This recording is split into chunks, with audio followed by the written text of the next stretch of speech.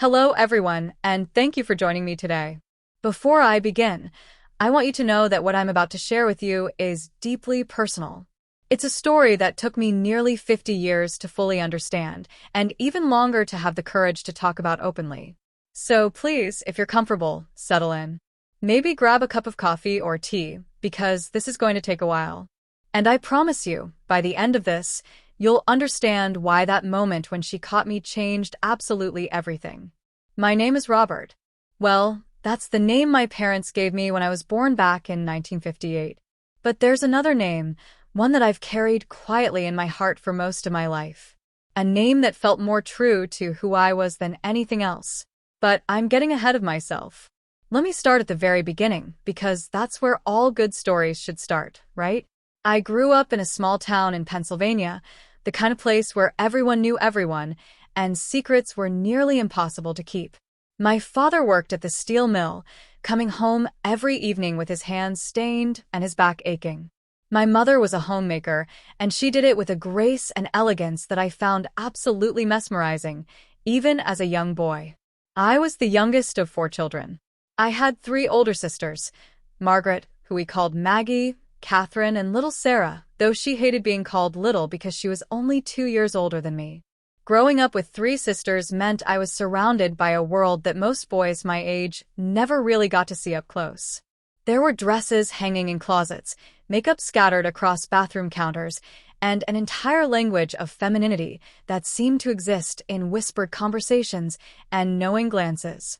Most boys might have found this annoying or strange, but I found it fascinating. No, that's not quite right. I found it magnetic. Like there was something in that world calling to me, pulling me toward it even when I didn't understand why. I remember the first time I really felt it. I must have been about 6 years old. It was summer, and the heat was oppressive the way it gets in Pennsylvania sometimes, where the humidity makes the air feel thick enough to swim through. My sisters were playing dress-up in the attic, and I could hear them laughing and squealing with delight. The attic was their domain, filled with old trunks of my mother's clothes from when she was younger, back before she got married and had 4 kids. I wasn't supposed to go up there. The attic was for girls, my father had said once, though I don't think he meant it as a hard rule. It was just the way things were. Boys played with toy soldiers and baseball. Girls played with dolls and dresses. That was the natural order of things in our house in our town in 1964. But that day, curiosity got the better of me. I waited until my father had left for his shift at the mill, and my mother was busy in the kitchen. Then I climbed those creaky wooden stairs as quietly as I could, my heart pounding in my chest for reasons I couldn't name. When I pushed open the attic door, my sisters turned to look at me with surprise. Maggie was the first to speak. She was 13 then, already starting to develop that teenage attitude that would define her for the next few years. "What are you doing up here, Bobby?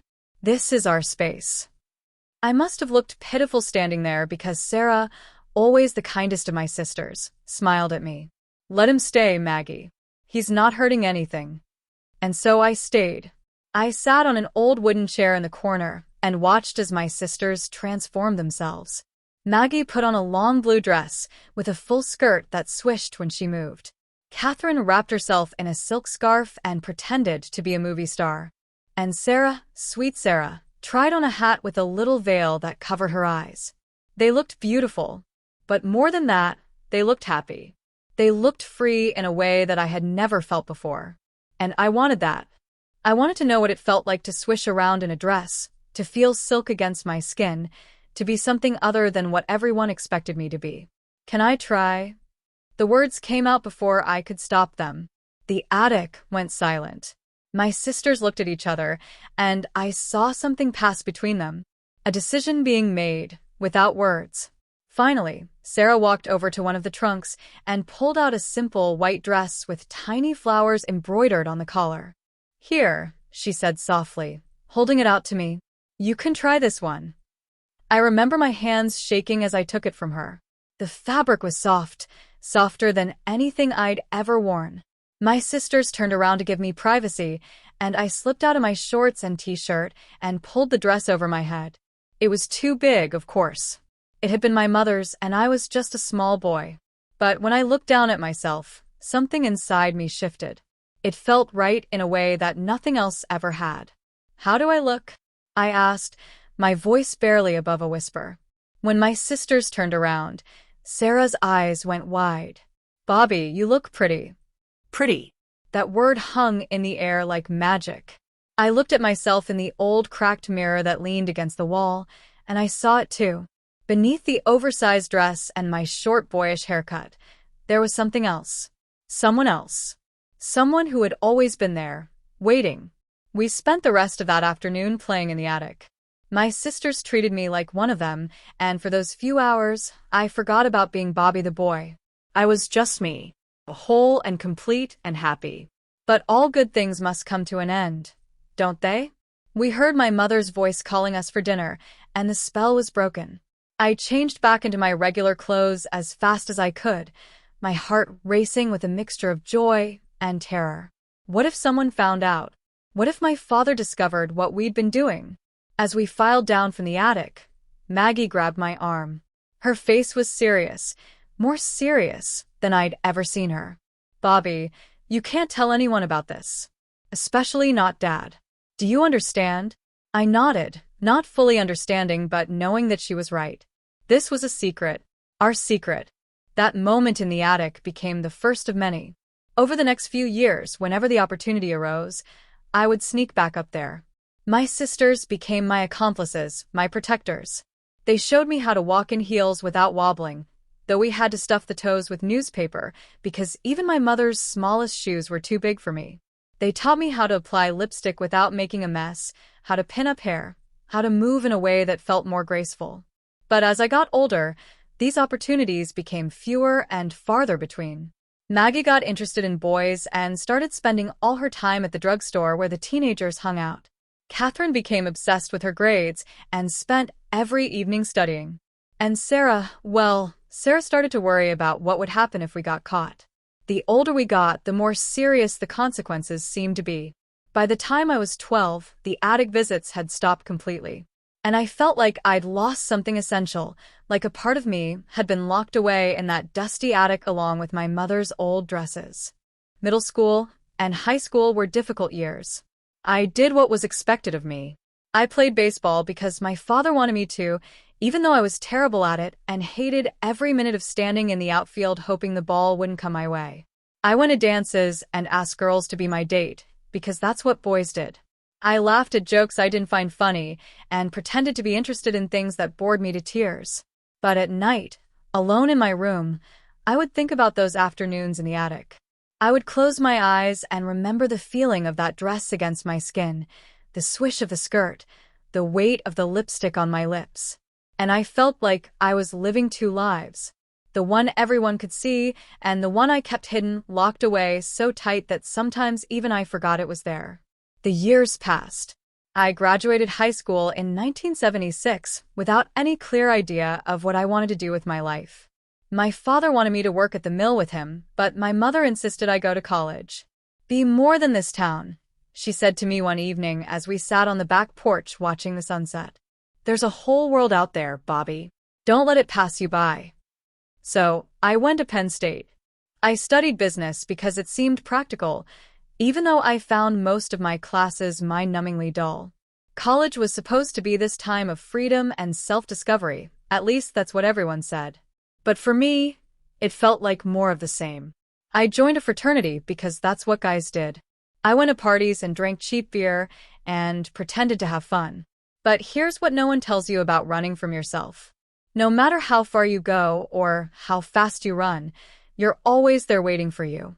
That feeling, that pull towards something I couldn't name or claim, it never went away. It just got quieter, pushed down deeper.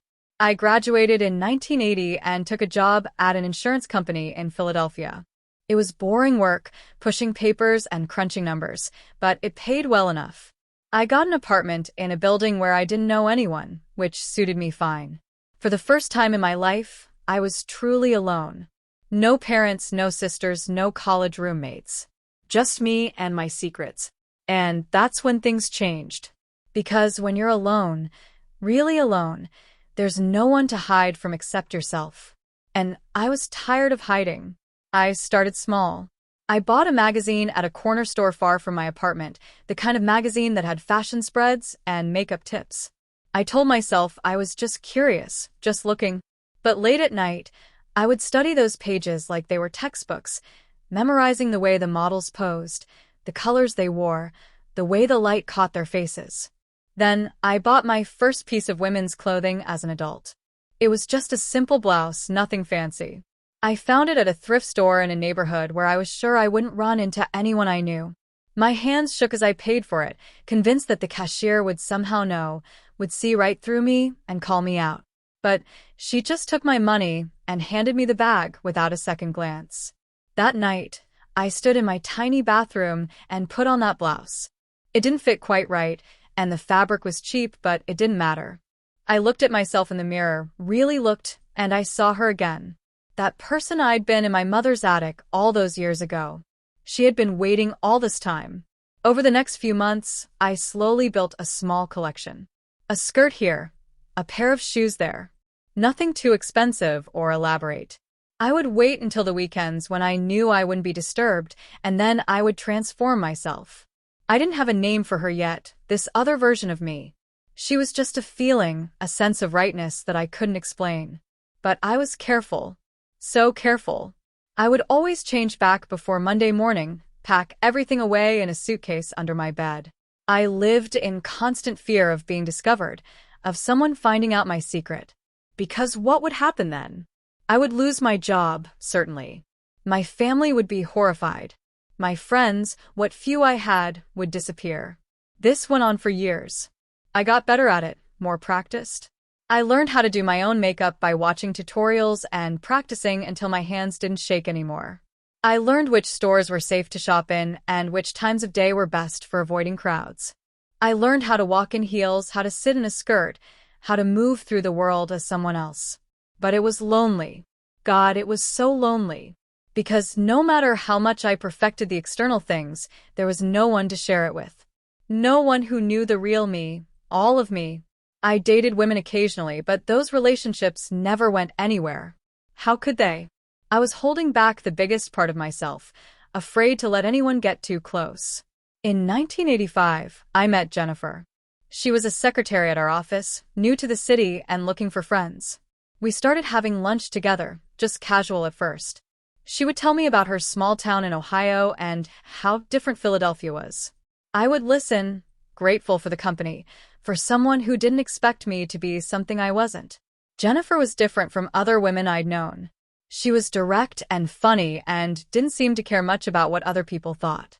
She had this way of looking at you like she could see past all the bullshit, straight to the truth. It should have terrified me, but instead, I found it comforting. Our friendship slowly turned into something more. We started having dinner together, going to movies, spending our weekends exploring the city. And somewhere along the way, I fell in love with her.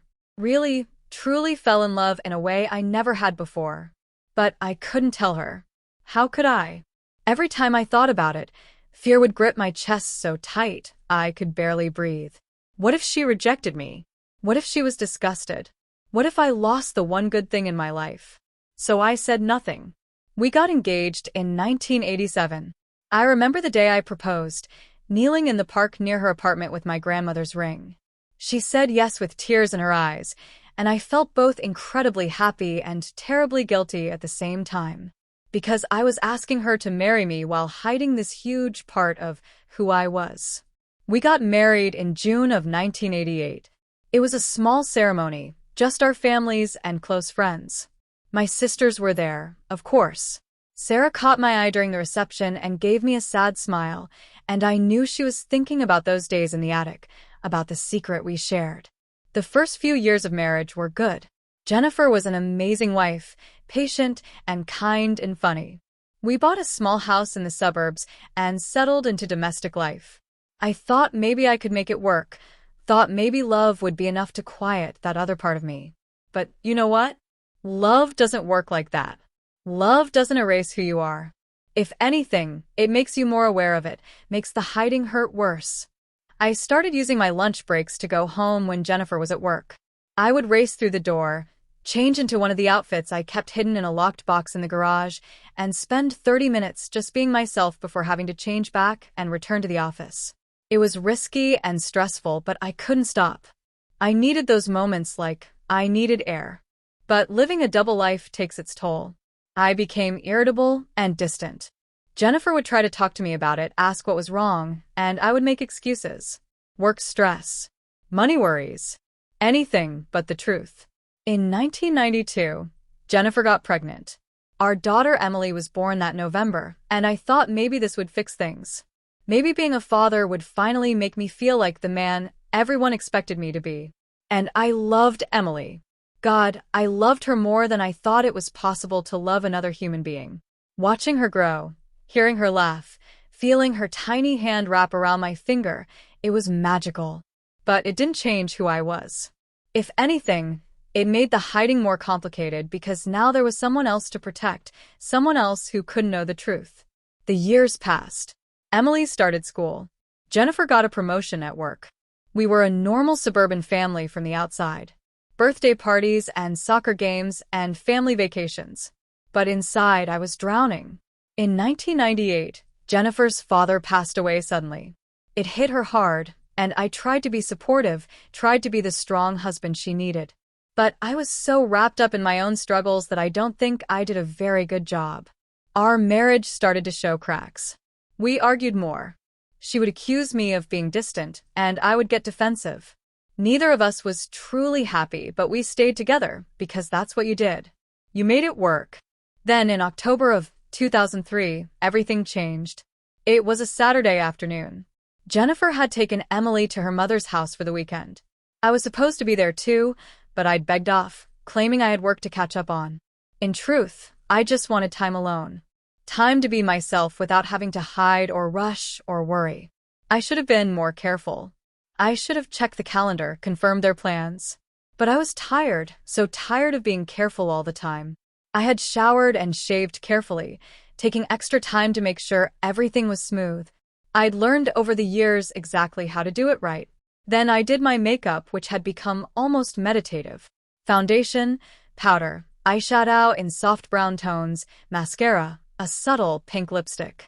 Nothing dramatic, just enough to feel pretty. The outfit I chose that day was one I'd bought a few months earlier at a department store during a business trip to Boston. It was a simple skirt, navy blue with a pattern of small white flowers. Not too short, not too long. Just nice. I paired it with a cream-colored blouse and a pair of modest heels I'd practiced walking in for weeks. When I looked at myself in the full-length mirror in our bedroom, I felt that familiar sense of peace wash over me. This was me. This was who I'd always been under all the layers of pretending. I decided to actually enjoy myself for once. I made a cup of tea and settled on the couch with a book I'd been meaning to read. For a few hours, I just existed. I didn't think about work or worry about being caught. I just was. That's when I heard the key in the lock. My blood turned to ice. No, I thought. Please, no. This can't be happening. I jumped up from the couch, so fast I nearly twisted my ankle in the heels. I looked around frantically for somewhere to hide, somewhere to change, but it was too late. The door was opening. Jennifer stepped inside carrying a bag of groceries. She looked up and saw me standing there in the living room. Time seemed to stop. I watched her face go through a series of expressions so fast I could barely track them. Confusion, then recognition, then shock. The bag of groceries fell from her hands, oranges rolling across the floor. Robert. Her voice was barely a whisper. What are you? I couldn't speak. My throat had closed up completely. All I could do was stand there, frozen, caught in the absolute worst moment of my life. Jennifer's eyes moved over me, taking in every detail. The skirt, the blouse, the makeup, the heels. I could see her mind working, trying to make sense of what she was seeing. Her husband, the man she'd been married to for 15 years, standing in their living room wearing women's clothing. I can explain. I finally managed to say, though I had no idea how I was going to explain this. No idea what words could possibly make this okay. But Jennifer held up her hand, stopping me. She was crying now, tears running down her face, smudging her mascara.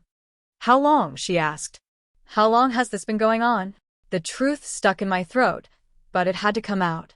After all these years of hiding, after decades of secrets, I owed her honesty. "My whole life," I said quietly. "Since I was a little boy." Jennifer staggered back against the door like I'd physically pushed her. "Your whole life," she repeated. "We've been married for 15 years, and you never told me?" "I was afraid," I said, and my own tears started falling, ruining my carefully applied makeup. "I was so afraid you would leave me, that you would hate me. I need—" Jennifer shook her head. "I need a minute. I need to think." She turned and walked back out the door, leaving it hanging open. I heard her car start and drive away. I stood there in our living room, oranges scattered around my feet, and felt my entire world crumbling. This was it. This was the moment I'd been terrified of my entire life. She knew now, and she was gone. I don't know how long I stood there. Long enough that my legs started to ache from the heels. Long enough that the sun began to set, and the house filled with shadows. I should have changed, should have cleaned up, should have done something. But I couldn't move. I was paralyzed by fear and shame and grief for what I was sure I'd just lost. Finally, after what felt like hours but was probably only 90 minutes, I heard a car pull into the driveway. The front door opened, and Jennifer came back inside. Her eyes were red from crying, but her face was calm, determined. She looked at me, still standing there in the same spot, and something in her expression softened. "Sit down," she said gently. "We need to talk."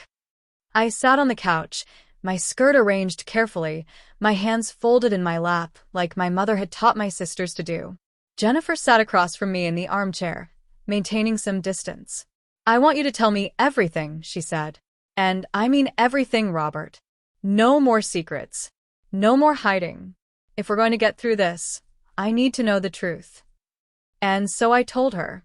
I started with that day in the attic when I was 6 years old and poured out 50 years of secrets. I told her about my sisters helping me, about the lonely years in college and in my apartment in Philadelphia, about the locked box in the garage. I told her about the fear that had ruled my life, about feeling like I was living as only half a person. Jennifer listened without interrupting. She cried at parts, especially when I talked about how lonely I'd been, how much I'd wanted to tell her but couldn't. When I finally finished, my throat was raw, and my face was a mess of tears and ruined makeup. The silence stretched between us. I waited for her to say something, anything, to yell at me or tell me to leave or say she wanted a divorce. Instead, she asked quietly, "Do you have a name? When you're like this, is there a name you use?" I hadn't expected that question. I hesitated, then nodded. "Rebecca," I said softly. I always thought if I'd been born a girl, my mother would have named me Rebecca. Jennifer nodded slowly, processing this. "Rebecca," she repeated, testing out the name. Then she looked directly at me, and what she said next changed everything. "You're not changing back." I stared at her, not understanding. "What?" "Not tonight," Jennifer clarified. I need to see you like this. To understand this part of you. We're going to have dinner, and we're going to talk more, and you're going to stay as Rebecca. Because if this is who you are, then I need to know you. Really know you." I couldn't believe what I was hearing. "You're not leaving?" "I didn't say that," Jennifer said, and my heart sank. "I'm angry, Robert. I'm hurt that you didn't trust me enough to tell me. But I'm also trying to understand. And I can't understand if you hide it away again. So I didn't change." Jennifer ordered pizza because neither of us felt like cooking, and we sat at our kitchen table, me in my skirt and blouse, her in her jeans and sweater, and we talked. Really talked in a way we hadn't in years.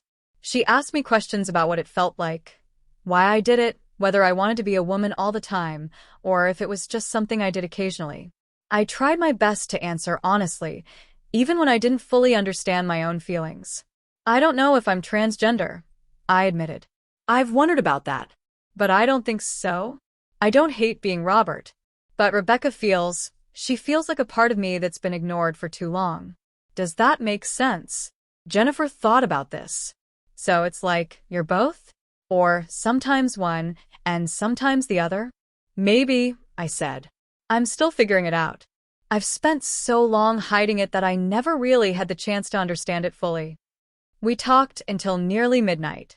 When we finally went to bed, I changed into my pajamas, regular men's pajamas, and we lay there in the dark, not touching. I need time, Jennifer said into the darkness. I love you, Robert, but I need time to process all of this. I understand, I said, and I did. I'd had 50 years to come to terms with who I was. She'd had a few hours. The next few weeks were difficult. Jennifer and I were polite to each other, but distant. She didn't bring up that Saturday, and I didn't either. I packed away Rebecca's clothes back into the box in the garage and tried to go back to normal life. But now that Jennifer knew, hiding felt different. It felt worse somehow. Then one Saturday morning, about a month after she'd caught me, Jennifer came to me while I was doing yard work. I want to try again, she said. Not forget about it or pretend it didn't happen. I want you to show me Rebecca again. I want to understand. So that afternoon, while Emily was at a friend's house, I transformed myself again. This time, Jennifer watched. She sat on our bed and observed as I put on makeup, as I dressed, as I became Rebecca. When I was done, she looked at me for a long moment. You look happier, she finally said. More relaxed. I hadn't realized how tense you always are until I saw you like this. Over the next several months, Jennifer and I developed a new routine. On weekends when Emily was out, I could be Rebecca at home. Jennifer would sometimes help me with things, teaching me tricks about makeup that I hadn't figured out on my own, helping me pick out clothes that were more flattering. It wasn't easy. Jennifer had bad days where she would get angry or sad about the years of secrets. We went to counseling together, which helped us both understand and communicate better. Slowly, painfully, we rebuilt our marriage on a foundation of honesty instead of hiding. In 2005, my mother passed away. At the funeral, my sisters and I stood together, and after everyone else had left, Sarah pulled me aside. How are you doing? She asked. Really doing? I thought about telling her everything about Jennifer knowing about Rebecca finally being able to exist. But instead I just said, I'm figuring it out. Sarah squeezed my hand. I'm glad. You deserve to be happy, Bobby. You always did. My father passed 2 years later. At his funeral, I felt a strange mixture of grief and relief. I had loved my father, but I had also spent my entire life afraid of his judgment, afraid of disappointing him. With him gone, that fear finally loosened its grip on me. Emily graduated high school in 2010 and went off to college in California. With her gone, Jennifer and I had the house to ourselves for the first time in 18 years. And that's when things really changed. I've been thinking, Jennifer said one evening after Emily had been gone for a few months. You only let Rebecca out on weekends when no one's around. Don't you ever want more than that? The truth was, yes. I wanted more. I wanted to not feel like I was constantly scheduling myself, dividing my life into acceptable hours and forbidden hours. What if you didn't have to hide at home? Jennifer continued. What if we went out somewhere? Together? The thought terrified and thrilled me in equal measure. Where would we go? I don't know. Maybe we could drive to another city, somewhere no one knows us. Go to dinner or see a show or just walk around. Would you want that? Would I want that? I dreamed about it for decades. But the fear was still there, that old familiar fear of being seen, being discovered, being judged. I'm scared, I admitted. I know, Jennifer said. But I'll be with you. We'll be together. So we planned it. We decided to drive to New York City, where we could be anonymous in the crowd. We picked a Saturday in November, booked a hotel, made reservations at a restaurant Jennifer had always wanted to try. The morning we left, I was so nervous, I felt sick. I'd packed Rebecca's clothes in a suitcase, but I dressed as Robert for the drive. We barely spoke during the 3-hour trip to the city, both of us nervous about what we were about to do. At the hotel, I showered and started to get ready. Jennifer helped me with my makeup, her hands steady while mine shook. I put on a simple black dress, nothing fancy, and a pair of comfortable heels. When I looked in the mirror, Rebecca looked back at me. But this time, she wasn't going to hide in a house. She was going out into the world. "You look beautiful," Jennifer said, and she meant it. I could see it in her eyes. We walked through the hotel lobby, and I was convinced everyone was staring at me, seeing right through me. But no one paid us any attention. We were just two women walking through a busy hotel in Manhattan. On the street, surrounded by thousands of people, I felt something I'd never experienced before. Freedom. Real, actual freedom. No one knew me here. No one knew my history or my secrets. I was just Rebecca, walking down Fifth Avenue with my partner, being myself. We had dinner at a little Italian restaurant in Greenwich Village. We talked and laughed and drank wine, and for those few hours, I wasn't living a double life. I was just living. When we got back to the hotel that night, I cried. Not sad tears, but tears of relief and joy and something like gratitude. "Thank you," I said to Jennifer. "Thank you for giving me this." She hugged me tight. "I love you," she said. "Both of you. Robert and Rebecca. All of you." That trip opened a door that we couldn't close again. Over the next few years, we took more trips. We found communities online of people like me, people who understood. We went to support groups where I met others who were navigating similar journeys. In 2015, Emily came home for Christmas. She was 23 now, working her first real job in San Francisco and living with her boyfriend. One evening, after dinner, Jennifer and I looked at each other and had one of those silent conversations that only long-married couples can have. It was time to tell Emily. We sat her down in the living room, and my heart was pounding so hard I thought it might explode. This was my daughter. What if she couldn't accept it? What if I lost her? "Emily, there's something we need to tell you about Dad," Jennifer began gently.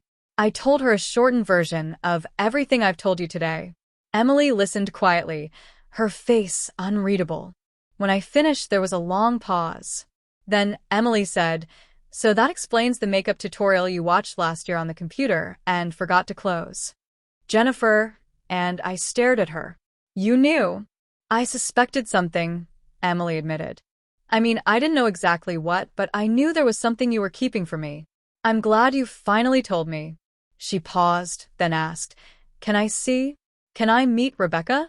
So right there, on Christmas Eve 2015, with my daughter and my wife watching, I transformed myself. When I came back downstairs, Emily looked at me with tears in her eyes. "You look happy, Dad," she said. "Like, really happy. I don't think I've ever seen you look this happy." And she was right. I was happy. For the first time in my entire life, the people I loved most knew the truth about me, all of me, and they still loved me back. The years since then have been the best of my life. I'm retired now, and I split my time pretty evenly between being Robert and being Rebecca. Some days I wake up and feel like Robert, so that's who I am that day. Other days, Rebecca feels more right, so she's who I am. Jennifer and I just celebrated our 38th wedding anniversary.